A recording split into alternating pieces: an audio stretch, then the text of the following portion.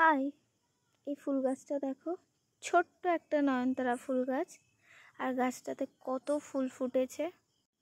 খুব কম যত্ন বলতে পারো, পরিচর্যা ছাড়াই এই গাছগুলো খুব বাড়ে। আর বিশেষ কোনো পরিচর্যা ছাড়াই সারা বছর ভরে গাছগুলোতে ফুল আসে।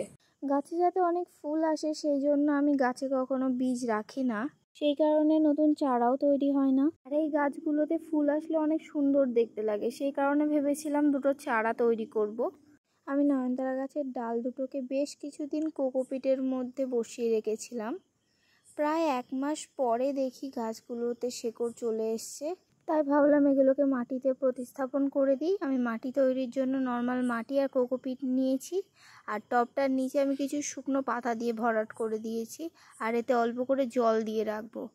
10 দিন পরে আমি খোল পচা জল দেব। এটা প্রায় 15 দিন অন্তর অন্তরই দেবো, যাতে গাছটায় অনেক বেশি ফুল আসে ভরে। আর এখন আমি ফুল নেব না, এখন আমি গাছটাকেই বাড়াবো। গাছটা বেশ একটু বেড়ে যাওয়ার পর আমি ফুল নেব, গাছটা ঝাঁকড়া হওয়ার পর। তাহলে একসাথে প্রায় অনেক ফুল পাবো।